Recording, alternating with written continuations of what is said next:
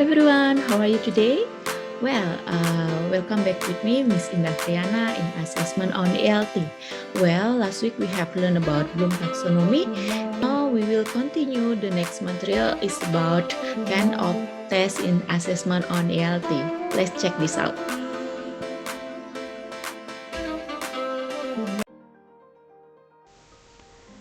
Seperti yang saya sampaikan sebelumnya, hari ini kita akan membahas mengenai bentuk-bentuk tes dalam assessment on ELT ya.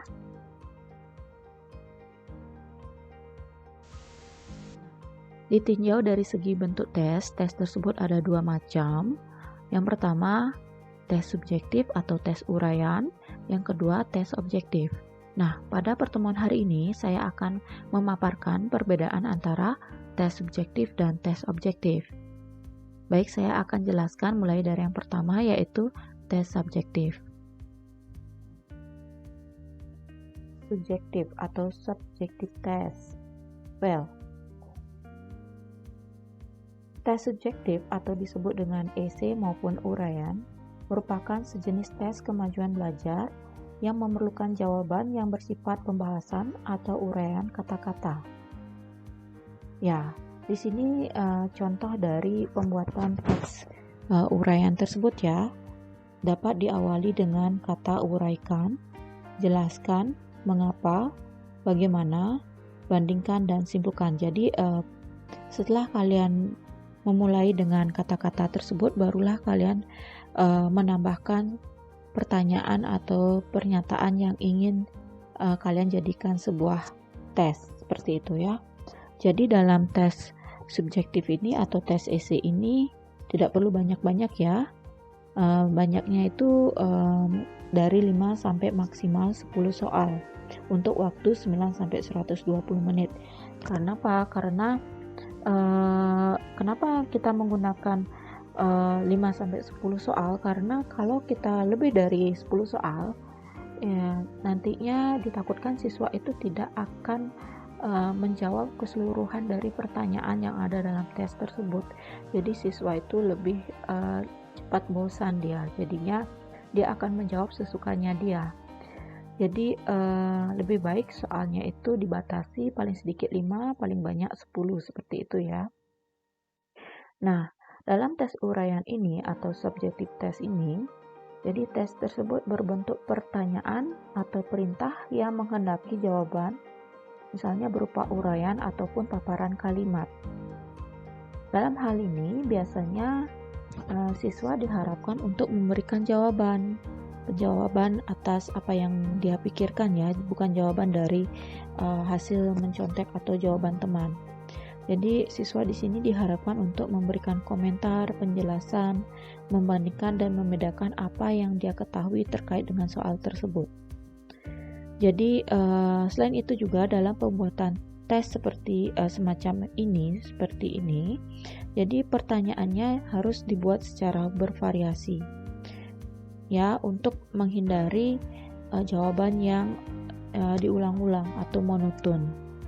Setelah itu soalnya harus jelas dan ringkas sehingga mudah dipahami oleh siswa. Jadi kalau jawabannya pertanyaannya muter-muter, siswa akan bingung menjawabnya mulai dari mana. Lebih baik pertanyaannya langsung to the point ya, jelas dan ringkas, seperti itu. Kita lanjut ke example of EC test ya. Jadi di sini saya akan memberikan contoh soal dari soal EC ya atau uraian. Ini saya ambil dari tes assessment ya. Oke, di sini sudah dijelaskan ada beberapa pernyataan. Ada satu pernyataan yang terdiri dari beberapa bagian. Jadi di sini siswanya diharapkan untuk bisa menjelaskan ya, diminta untuk menjelaskan perbedaan dari setiap kompetensi yang ada. Pada soal tersebut ada attitude kompetensi, ada knowledge, dan skill kompetensi assessment. Nah, setelah dia membedakan dengan menjelaskan masing-masing kompetensi, setelah itu berikan contoh. Ya, jadi siswa diminta untuk menjelaskan perbedaan dari masing-masing kompetensi dan memberikan contoh untuk lebih jelas perbedaan dari ketiga kompetensi asesmen tersebut. Nah, di sini isi tes di sini jadinya jawab ringkas ya. Jadi tujuannya jelas, siswanya disuruh ngapain jelas. Jadi siswanya tidak bingung dengan apa yang harus mereka jawab. Nah, kapan kita menggunakan tes subjektif di sini ya? Tes bentuk esai digunakan apabila yang pertama itu kelompok yang akan tes itu jumlahnya kecil ya, dan soal yang digunakan tidak berulang-ulang. Jadi guru itu ingin menggunakan berbagai cara untuk mengetahui kemampuan siswanya dalam bentuk tertulis. Jadi jika guru ingin menilai seorang siswa bagaimana pola pikirnya atau bagaimana sudut pandangnya mengenai sesuatu hal, bisa kalian lakukan dengan cara tes bentuk esai. Jadi kalian bisa baca pendapat siswa di sana seperti apa. Ya, jadi tes subjektif ini benar-benar real ya, tidak ada harusnya tidak ada campur tangan dari pihak lain termasuk teman maupun orang tua ya, seperti itu. Jadi siswanya benar-benar siswa sendiri yang mengerjakan soal tersebut, seperti itu. Baik, saya akan lanjutkan ke yaitu tes objektif atau tes jawaban pendek or short answer. Jadi tes objektif di sini adalah tes yang dalam pemeriksaannya dapat dilakukan secara objektif. Setelah itu, jadi tes objektif ini dibuat untuk mengatasi kelemahan-kelemahan dari essay test. Nah, jika tadi essay test itu harus terdiri dari sekian soal dengan waktu yang sedemikian rupa, jadi tes di sini akan menjawab atau mengatasi kelemahan yang ada dalam isi tes. Nah, jadi seperti yang saya katakan tadi, jumlah soalnya terbatas. Namun di sini di tes objektif ini, jumlah soalnya itu bisa dari 30 sampai 30 atau 40 butir. Bahkan lebih, bisa sampai 50 atau 100 butir soal, tergantung waktunya. Nah, jika waktunya hanya 60 menit atau 1 jam, itu cukup 30 sampai 40 soal bisa, atau paling maksimal 50 soal bisa dikerjakan oleh siswa ya. Jadi seperti itu. Nah, kapan kita menggunakan tes objektif? Jadi tes objektif digunakan apabila kelompok yang akan dites itu banyak dan tesnya akan digunakan lagi berkali-kali. Jadi bisa kalian menggunakan tes objektif. Di sini ya, guru mempunyai waktu sedikit untuk koreksi dibandingkan dengan waktu yang digunakan untuk menyusun tes. Kenapa? Karena tes objektif ini membutuhkan keterampilan guru dalam menyusun teks dari nomor 1, dari yang paling mudah, sedang, hingga tingkat sukaran yang lebih tinggi dari sebelumnya. Jadi dia juga harus memikirkan item yang ada dalam setiap pertanyaan atau pernyataan yang dibuat. Jadi lebih dalam mengoreksinya lebih membutuhkan dalam menyusun tes itu lebih membutuhkan waktu daripada koreksinya ya. Jadi berbanding terbalik dengan essay test. Kalau essay test membuat soalnya, menyusun tesnya lebih membutuhkan sedikit waktu daripada memeriksa. Jadi karena kita memeriksa tulisan siswa, kita harus pastinya membaca kan. Setelah itu kita harus membaca jawaban siswa tersebut satu-satu, baru kita bisa koreksi dan memberikan skor. Oke, sebelum ke contoh ya, kita akan lihat dulu jenis-jenis dari objective test. Itu ada 4. Yang pertama itu adalah true false. Mungkin kalian sudah pernah mengerjakan soal semacam ini waktu kalian duduk di bangku SMA. Setelah itu ada tes pilihan ganda atau istilah kerennya multiple choice test. Setelah itu yang ketiga ada menjodohkan atau matching test, dan yang terakhir itu tes isian atau completion test. Biasa kita sebut dengan teks rumpang ya. Baik, kita akan bahas dari yang pertama yaitu true false test. Oke, ya. Jadi soal yang diajukan dalam bentuk pernyataan, statement yang berupa pernyataan benar dan salah. Mungkin dalam bahasa Indonesia benar itu disimbolkan dengan B, salah disimbolkan dengan S. Tetapi dalam bahasa Inggris benar itu disimbolkan dengan T atau true, dan salah disimbolkan dengan false. Seperti itu, atau F ya. Setelah itu huruf T or F dituliskan di depan pernyataan, bukan di belakang. Ya, jadi ada true false-nya dulu, baru di belakangnya ada pernyataan. Jadi kalian baca pernyataannya, setelah itu kalian memilih apakah pernyataan itu sesuai dengan isi teks atau isi gambar yang ada pada soal tersebut. Kalau betul, kalian lingkari T. Kalau salah, kalian lingkari F. Seperti itu ya. Setelah itu jumlah soal berkisar antara 10 sampai 20 butir. Kenapa? Karena terlalu banyak siswa akan bosan juga dan melelahkan. Jadi cukup 10 sampai 20 butir soal agar siswanya itu tidak bosan lagi diberikan tes sejenis true false ini ke depannya. Seperti itu ya. Jumlah soal yang benar sebaiknya sama atau seimbang dengan jumlah soal yang salah ya. Kenapa? Karena ini bisa jadi nanti siswanya bingung yang mana kira-kira biar pas semuanya, karena antara jumlah soal yang benar dan salah itu sama gitu, nggak ada yang tersisa ya. Nah, itu dalam penyusunan soal, urutan soal yang jawabannya true dan false hendaknya jangan dibuat monoton ya. Misalnya true, jangan seperti itu, bisa diselang-selingkan true, false, false, false, true lagi, terus true lagi, baru false, kayak gitu ya. Jadi lebih baik dibuat selang-seling ya, biar bervariasi, biar siswanya juga antusias dalam belajar. Seperti itu ya. Nah, ini merupakan contoh dari true false test pelajaran SD ya, My Family. Jadi di sini disuguhkan gambar, ada beberapa orang dan juga hewan di sini. Di sini sudah ada semacam description. Jadi ini ada neneknya dan beberapa cucunya. Jadi dari soal nomor 1 sampai nomor 10 itu diberikan beberapa statement atau pernyataan. Jadi kalian jika benar kalian say true, jika salah kalian say false. Kalian jawabnya baca dulu statement ini, baru dilihat gambarnya apakah betul atau tidak. Kalau betul kalian jawab true, kalau salah kalian jawab false. Jadi ada hubungannya dengan gambar pernyataan di bawah ya. Jadi jangan bingung-bingung. Jadi untuk mencari jawaban yang benar, lihatlah gambar yang ada di sini, seperti itu. Oke, the example of true false test. Oke. Next, to tes pilihan ganda atau multiple choice test.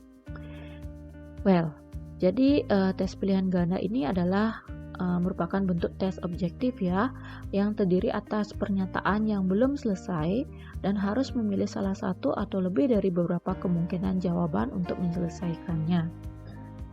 Jadi multiple choice test ini terdiri atas suatu keterangan atau pemberitahuan tentang suatu pengertian yang belum lengkap. Jadi untuk melengkapi harus memilih salah satu dari beberapa kemungkinan jawaban yang telah disediakan. Ya, jadi soal atau item yang disediakan dapat berbentuk pertanyaan bisa, pernyataan juga bisa.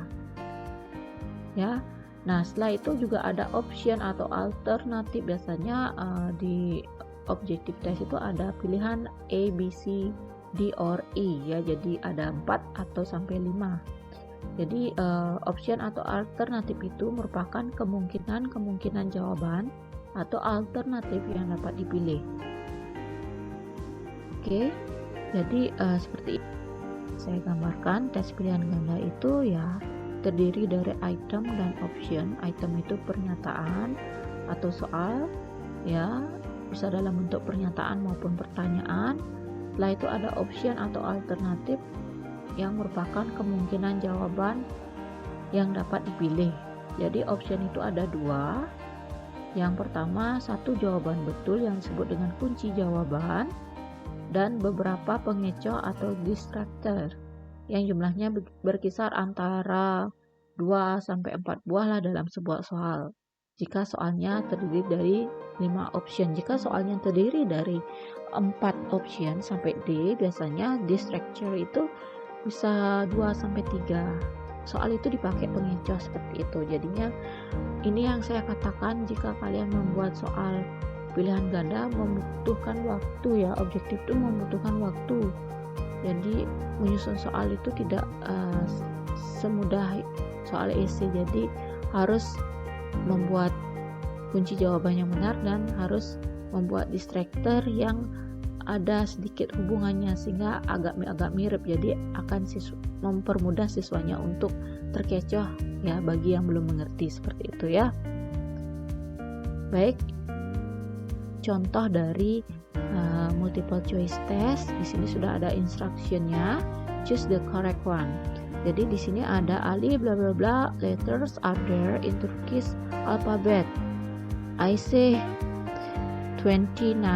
Oke, jadi dipilih jawabannya yang tepat untuk mengisi titik-titik ini. Ini dialog ya. A. How much? B. How often? C. How many and how long? Jadi seperti itu. Jadi kalian tinggal memilih. Ya, ini semacam distractor ya, bisa 4 karena semuanya how, tinggal diikuti dengan much, often, many, and long. Jadi kalian sesuaikan jawabannya dengan pernyataan atau pertanyaan yang ada dalam dialog, seperti itu ya. Oke, ini adalah the example of multiple choice test. Next, we move to matching test or menjodohkan. Jadi di sini menjodohkan itu dia menyuruh kata-kata yang cocok itu adalah mencocokkan, memasangkan, dan menjodohkan. Jadi di sini ada beberapa gambar ya. Jadi di sini hanya alfabet. Kenapa alfabet? Karena mungkin dari gambar ini siswa diberikan satu alfabet, satu huruf L, yaitu nanti dia akan melengkapi lagi untuk menjawab gambar apa ini. Misalnya L for lion, K for apa sih di sana? K for king. Oke. O for orange. For example like that. Jadi kalian harus menyesuaikan antara pernyataan atau alfabet dengan gambar yang ada. Itu disebut menjodohkan atau matching test. Baik, tes ini terdiri dari satu seri pertanyaan dan satu seri jawaban. Tidak boleh 2 ya, atau lebih dari 1. Jadi tugas siswa di sini adalah mencari dan menempatkan jawaban-jawaban sehingga sesuai atau cocok dengan pertanyaannya atau pernyataannya. Matching test dapat kita ganti dengan istilah mencocokkan ya, seperti tadi. Jadi di setiap tes atau masing-masing tes itu pasti dia mempunyai jawaban yang tercantum dalam seri jawaban ya.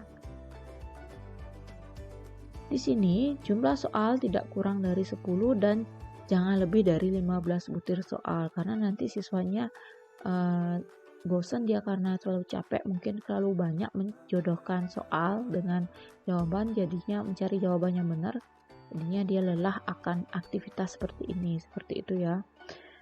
Yang kedua, daftar yang berada di sebelah kiri hendaknya dibuat lebih panjang. Ya, maksudnya pernyataan itu dibuat lebih panjang, baru mencocokkan itu nanti biar gampang. Misalnya lion is a kind of animal that lives in the jungle, for example like that. Jadi itu statement itu yang lebih panjang, jadi bisa mendeskripsikan. Jadi dengan deskripsi yang ada pada statement itu atau pernyataan itu lebih mempermudah siswa untuk mencari atau mencocokkan atau menjodohkan jawabannya, seperti itu ya. Next, antara soal dan jawaban berada dalam satu lembar kertas ya, benar. Jadi tidak boleh bolak-balik karena akan susah nanti mencari jawaban yang cocok atau yang tepat ya. Nah, berikut contoh example of matching test atau mencocokkan. Nah, ini boleh ya, untuk mencocokkan ini boleh pilihannya, optionnya lebih dari jumlah yang sudah harus dijawab. Nah, di sini ada 10, di sini ada 11. Oke, nggak apa-apa. Jadi salah satunya merupakan distractor atau soal pengecoh. Baik, di sini kalian bisa lihat ya, di bagian di sebelah kanan saya atau kiri di kalian kanan juga ya. Jadi di sini ini diharapkan lebih panjang karena ini sebagai deskripsi agar siswanya mempermudah untuk mencari arti dari tabel di sebelahnya, seperti itu ya. Misalnya nomor D, yard. Jadi di sini jawabannya adalah nomor 0 atau 0. Outdoor area that surrounds a house, seperti itu. dan kalian cari lagi contoh jawaban yang cocok dengan pernyataan yang ada. Seperti itu ya, contoh dari matching test. Do completion test atau tes isian. Jadi tes ini biasanya disebut dengan istilah tes isian atau tes menyempurnakan atau tes melengkapi. Jadi completion test ini terdiri atas kalimat-kalimat yang hilang beberapa bagiannya. Jadi bagian yang dihilangkan atau yang diisi oleh murid ini adalah merupakan pengertian yang kita minta dari siswanya. Jadi kita menghilangkan kata atau bagian penting dalam kalimat, beberapa diantaranya itu dikosongkan. Jadi nanti kita kasih yang bagian kosong itu untuk dijawab oleh siswa, seperti itu ya. Dan ini ada dari contoh dari tes isian atau completion test. Jadi write the correct form of the word given at the end of the line.